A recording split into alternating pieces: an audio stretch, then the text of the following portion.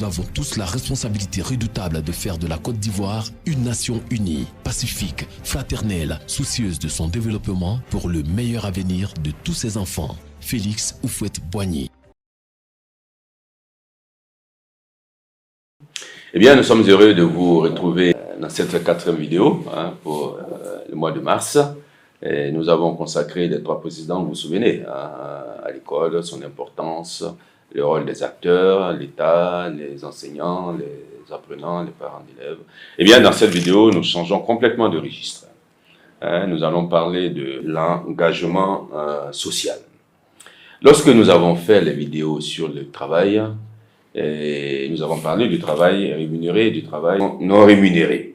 Et nous avons dit aussi que le travail revêtait des formes différentes. Aujourd'hui, nous voulons nous intéresser à un engagement du citoyen au service des autres citoyens sans contrepartie aucune. Ce que nous avons appelé l'engagement social. Nous le savons, les motivations dans l'agir des hommes, c'est-à-dire lorsqu'on décide d'agir, les motivations sont multiples. On peut être poussé à agir par des raisons, par l'argent. Là, c'est une motivation matérielle. On peut être poussé à agir pour développer sa personnalité. C'est une motivation spirituelle. On peut être poussé à agir pour acquérir les capacités et les aptitudes nécessaires pour exercer une profession, et donc c'est sa motivation professionnelle. On peut être poussé à agir seulement pour rendre service aux autres. Et ça, c'est une motivation altruiste. Et puis on peut être aussi poussé à agir en ce qui concerne les croyants pour glorifier Dieu, digne de louange et d'adoration. Dans ça, c'est les motivations religieuses. Toutes ces motivations sont bonnes. Celles qui nous intéressent dans cette vidéo, ce sont les motivations pour servir, mues seulement par l'altruisme. Alors l'altruisme, c'est quoi? L'altruisme, c'est la disposition que l'on a à s'intéresser aux autres, la disposition à ne pas faire primer son propre intérêt. Et l'altruisme est synonyme de bonté et de générosité. Donc la personne qui est altruiste s'intéresse, se dévoue, se consacre uniquement à faire du bien autour d'elle. Cette personne fait preuve de générosité sans rien attendre en retour. Vous savez, souvent on entend dire, je lui ai fait ceci, même un petit merci je n'ai pas eu. Ce n'est pas de l'altruisme. Donc la personne qui est altruiste fait du bien autour d'elle sans rien attendre en retour. Il est bon de rappeler que attendre de la reconnaissance ou de l'amour suite à un acte de générosité, ce n'est pas un acte altruiste, car on recherche toujours un bénéfice. Nous l'avons déjà dit, il faut le rappeler, la personne altruiste agit de façon désintéressée. Elle veut seulement faire du bien autour d'elle, sans contrepartie aucune. C'est pour ça que c'est bon de, pas de dénoncer, mais en tout cas, d'indiquer ce qu'on appelle les faux actes altruistes. Je te rends service en espérant qu'un jour, tu me retournes l'ascenseur. Ce n'est pas de l'altruisme.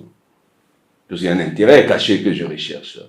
Je te rends service pour que, par exemple, le jour où je me présenterai aux élections, ce n'est pas mon cas, en tout cas, je vous le précise, le jour où je me présenterai aux élections, tu puisses voter pour moi.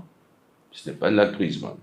Où je te rends service pour que tu puisses bien parler de moi autour de toi. Bon, tout ça, ce n'est pas de l'altruisme, parce qu'on attend toujours une contrepartie. Bon, l'altruisme n'attend pas de contrepartie. Il fait du bien, un point, c'est tout. Un point, c'est tout. Il fait du bien autour de lui. Les actes altruistes sont variés. On les voit souvent dans les investissements personnels et bénévoles dans les associations caritatives. C'est l'occasion de saluer et de féliciter toutes les personnes qui sont engagées dans les œuvres caritatives. Toutes ces personnes qui se dévouent pour le bien des autres sans contrepartie aucune. C'est bien parce que leur engagement est un engagement social noble. qui doit être salué à sa juste valeur. Mais l'altruisme ne se limite pas à cela. Tout le monde est appelé à l'altruisme. Nous sommes tous appelés à des actes altruistes complètement libres et gratuits pour les autres. Dans les valeurs de la citoyenneté, l'année dernière, nous avons mis l'accent sur la fraternité et la solidarité qui doivent exister entre les citoyens, entre les hommes. L'altruisme permet d'y parvenir et d'instaurer des liens non pas dominés par l'égoïsme, mais des liens soutenus par des actes purement gratuits qui sont posés sans rechercher un bénéfice quelconque en retour.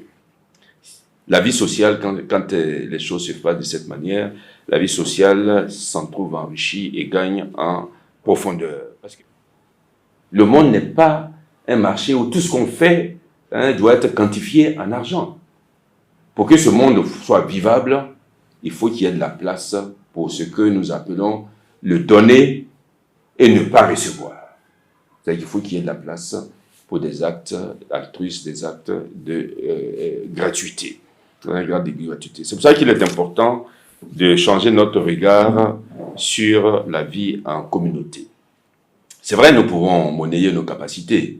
Et d'ailleurs, nous devons monnayer nos capacités pour pouvoir travailler, avoir de l'argent pour s'occuper de nos familles, etc. etc. Nous devons le faire, c'est important. Mais une vie ne peut pas être conçue de cette manière.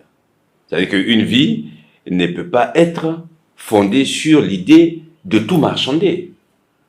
Parce qu'une telle vie, dominée par cet esprit mercantile, une telle vie sera rarement sereine et sera rarement paisible et sera rarement imprégnée de joie. Il faut faire de la place à la gratuité dans sa vie.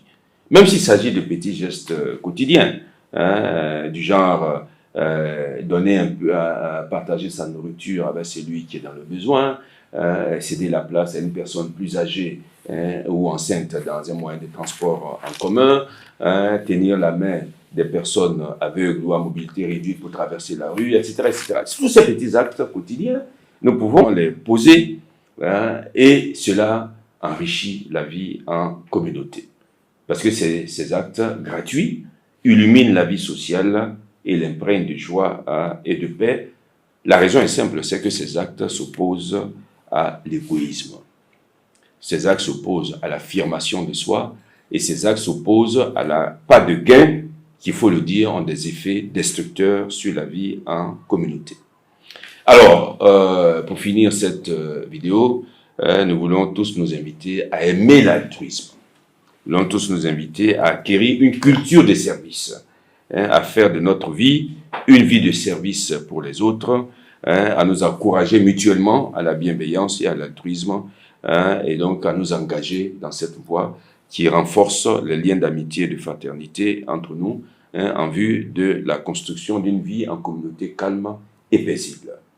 Et rappelons-nous toujours, nous l'avons dit, mais il est bon de le rappeler, il faut de la place pour le donner sans recevoir, c'est-à-dire il faut de la place pour la gratuité, pour les actes de service qui sont les actes altruistes qui sont posés sans contrepartie aucune afin de rendre ce monde vivable.